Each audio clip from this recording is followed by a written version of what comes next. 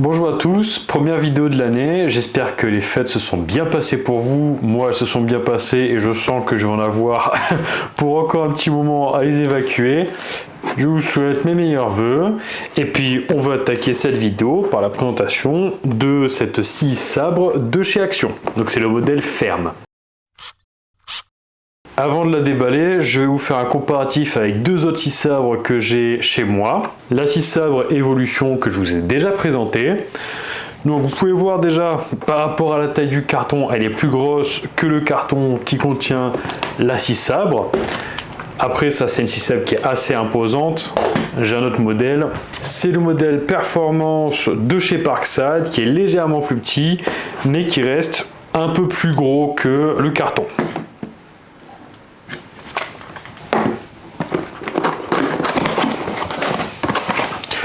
Donc c'est un modèle qui est livré sans batterie ni chargeur, donc c'est un modèle nu comme on l'appelle. Dans le carton on a juste l'outil, la notice d'utilisation et ce que je suppose être des lames. Alors, est-ce qu'on en a une seule, est-ce qu'on en a plusieurs? Oh! Et bien écoutez, on a trois lames pour trois types de matériaux différents. On a la lame pour le bois, donc avec des grosses dents. On a la lame métal avec des dents un peu plus fines. Et avec des dents encore plus fines, on a la lame pour tout ce qui est plastique et bois.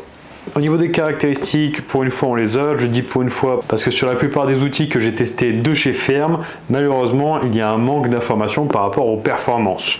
Là on a une vitesse variable c'est-à-dire que la vitesse peut aller plus vite ou moins vite en fonction de la pression que l'on met sur la gâche. Donc là elle va de 0 à 3200, c'est pas des tours minutes là, mais ce sont des oscillations par minute. On a une longueur de coupe de 25 mm, c'est-à-dire la lame sort de 25 mm puis revient, donc c'est 2,5 cm. On a une capacité de coupe dans le bois qui est de 115 mm et de 10 mm dans du métal. Donc 11,5 cm dans du bois et 1 cm pour du métal. Maintenant par rapport à la taille, c'est un modèle qui est légèrement plus petit que le modèle Performance de chez Parkside et qui est beaucoup plus petit que le modèle de chez Evolution. Si je ferais ça pour un neveu à Noël, ça ne m'étonnerait même pas. Bon là c'est un vrai outil qui marche ou pas, on va le tester ça de suite. Étant donné que je n'ai toujours pas de batterie ni de chargeur ferme, je vais utiliser un adaptateur pour batterie que je vais monter sur une Parkside. Ces adaptateurs, vous pouvez les retrouver chez adaptateurbatterie.fr. C'est une marque française qui fait ces petits adaptateurs en impression 3D. Personnellement, ce type d'entreprise comme ça, j'adore.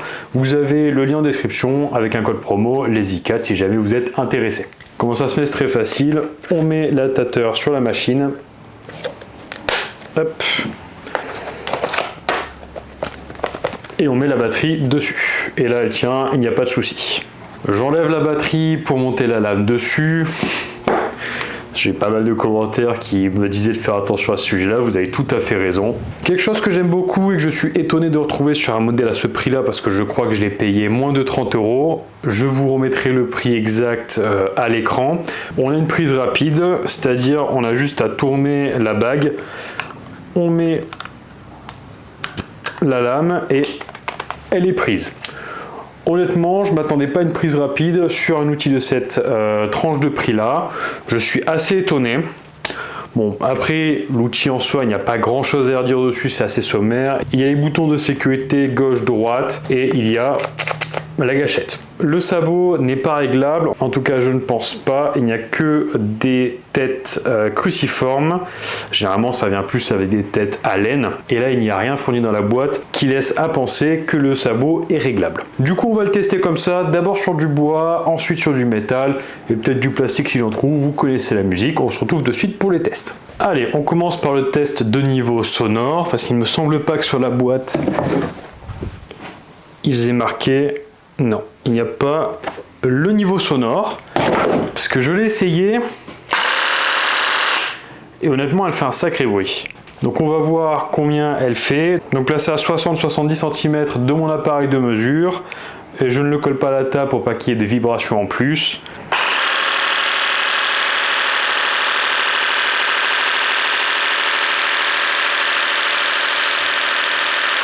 Ok, je suis monté à 91. Je peux vous dire qu'elle vibre pas mal. Vous me direz généralement les scie sabres, c'est pas ce qui vibre le moins. Celle-là vibre quand même beaucoup. Donc 90 décibels, pensez à mettre des équipements de protection auditif. Maintenant on va passer au test de vitesse.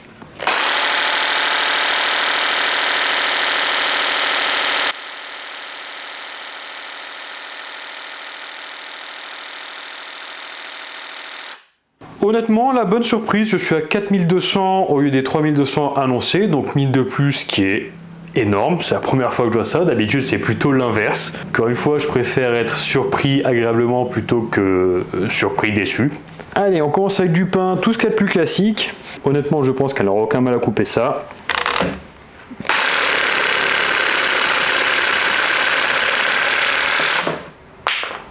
Ah, alors ça coupe, mais j'ai senti un fort ralentissement.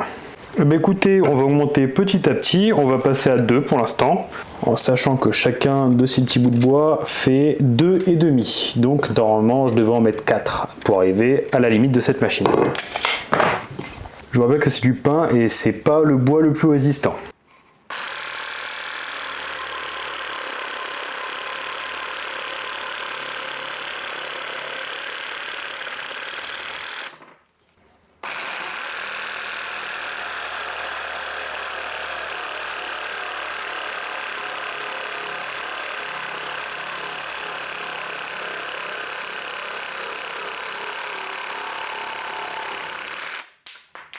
Je suis quasiment à la limite de mon étau.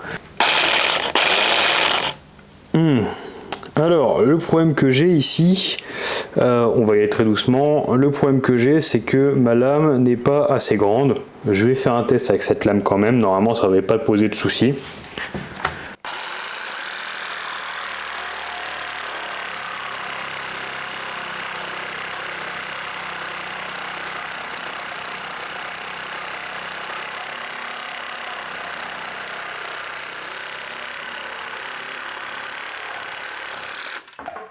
Écoutez, ça met du temps mais ça passe.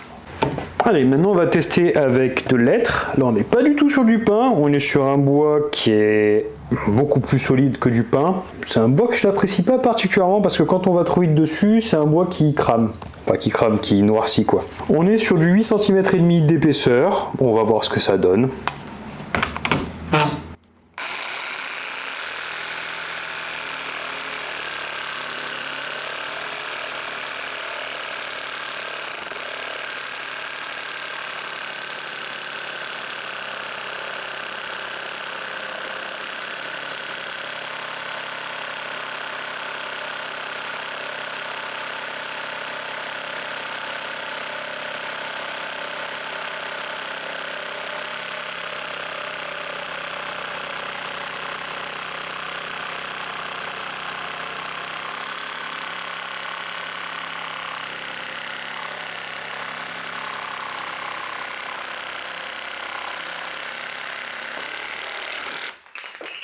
Ok, le bois c'est totalement validé. On va passer sur du métal. Bon, alors honnêtement, j'ai testé sur le métal, mais c'est pas l'utilisation première que je vois d'une scie sabre. Honnêtement, il y a des moyens beaucoup plus efficaces de couper du métal qu'une scie sabre. C'est marqué que c'est livré avec, que ça passe. Et bien écoutez, on va tester ça. On va commencer par un tubiro, un tube, ce que vous voulez, de 2 mm d'épaisseur.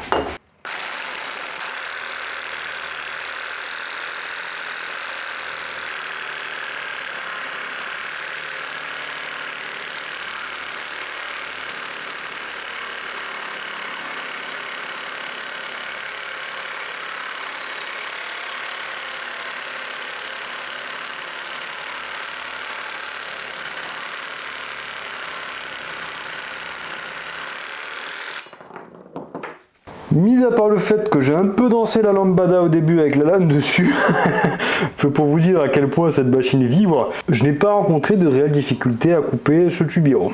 Je testais avec une tige filetée en inox. La lame m'a l'air plutôt en bon état pour l'instant, pas grand chose à signaler.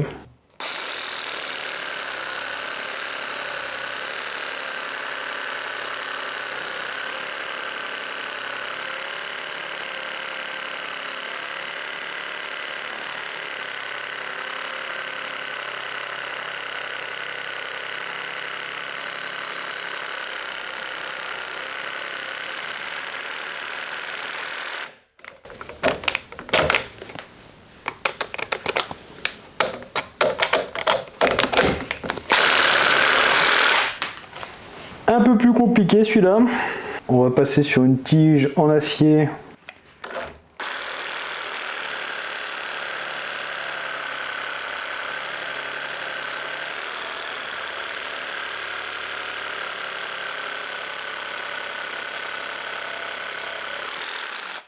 Encore une fois, j'ai refait Danse avec les stars. Mais bon, c'est passé tranquillement. On va essayer celui-ci. Celui-ci qui fait 6 mm d'épaisseur. Non, 8 mm d'épaisseur. Ah, donc on est quasiment à la limite.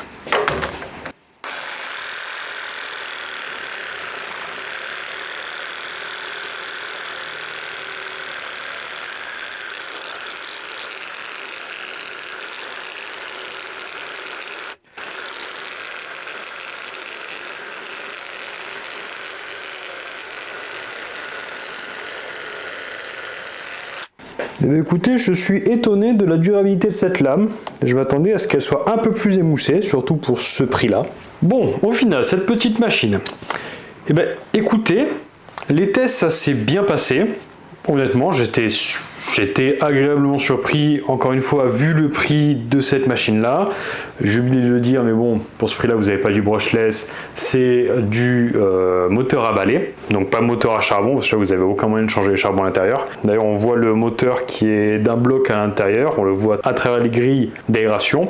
Comme je disais, avant de digresser, les tests se sont bien passés. Le bois, elle y allait, dans du pain, dans de l'être. Je n'ai plus mes petits bouts de bambou, mais je pense que le bambou, ça y serait allé aussi, il n'y a pas de souci. Elle n'a pas trop chauffé, honnêtement, je peux même pas me réchauffer les mains alors qu'il fait un peu froid dans l'atelier. Pour le métal, j'étais super étonné. Honnêtement, pour le prix, je suis étonnamment surpris. Alors, bien sûr, avoir la durée dans le temps, vous pouvez pas vous fier sur un ou deux tests, même si j'en fais plusieurs, c'est pas comme si j'utilisais tous les jours. Donc pour le bricoleur du dimanche, pas pour l'artisan ou pas pour le bricoleur confirmé.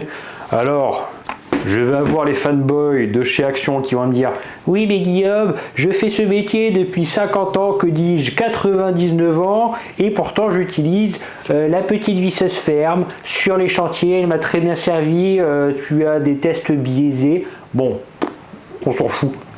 Si vous voulez utiliser ça en tant qu'artisan, vous l'utilisez. Voilà, on va pas se mentir, c'est pas fait pour ça, ok. Action, c'est pas un magasin pour les artisans, qu'on soit clair, même s'il y a des choses intéressantes et des belles trouvailles, je vous en parlerai tout à l'heure. Donc écoutez, petit outil qui est validé, plus validé que leur visseuse, perceuse, donc avoir la durée dans le temps maintenant, encore une fois, c'est pas en se basant juste sur mes tests qu'il faut courir l'acheter, en tout cas c'est pas dans mon intérêt, mais je pense que si jamais on me demande un outil, c'est celui-ci que je prêterai, et je le prêterai en confiance, et puis au pire s'il casse, c'est pas très grave, il y aura le SAV, ou alors vu le prix, c'est pas super grave. Je vous avoue que j'avais prêté la Evolution à mon père qui est mon meilleur testeur pour les outils, ça c'est pas un souci. Il a débité des sessions comme ça de bois, donc le sabot je l'ai retrouvé un peu tordu. D'ailleurs la lame a commencé à l'entamer. Bon, je n'étais pas super ravi, ça va, c'est un sabot interchangeable, c'est pas très grave. Mais bon. Bon, pour les fanboys d'Action, comme je vous avais promis, je vais vous présenter quelque chose que je trouve plutôt pas mal. Vous avez ici un accessoire pour mettre des scie cloches dessus, enfin des têtes de scie cloches. Vous avez une scie cloche, ça c'est une scie cloche Wolfcraft. Bon bref. Ça coûte une demi-coucougnette, on va dire, pour rester poli. Ça n'en vaut pas la peine. Hein. Donc, Action, Wolfcraft, hop.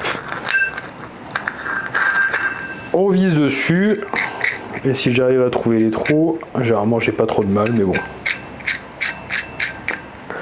Voilà, elle est montée dessus, pas de souci, je peux faire des trous avec. Et ça c'est du Action, et l'Action, hop, il se visse, et hop, si j'y arrive, dessus. Bon là j'ai pas pris la bonne taille pour mettre la bague, mais ça marche aussi sur du Bosch. Je suspecte aussi que ça marche aussi sur le Milwaukee. Donc ça, avec le set de 6 têtes, avec pas mal de tailles différentes, 14 €. Donc autant vous dire que les 45 € de je sais pas quoi de Wolfcraft, ça vaut rien du tout. 14 €, ça va très bien. Le seul truc qui peut péter rapidement, c'est ça à la limite, si jamais vous l'utilisez pas trop correctement. Mais ça se remplace encore une fois. Juste la mèche, je vous parle. Bon, voilà. Maintenant que les fanboys de Action sont calmés, des bisous. Bon, sur ce, la vidéo est maintenant terminée. J'espère qu'elle vous a plu. Et écoutez, si vous voulez vous abonner, liker, etc., faites-le. Je vous oblige pas, ça aiderait beaucoup la chaîne. Bon, en tout cas, vous faites ce que vous voulez. Et je vous dis à la prochaine.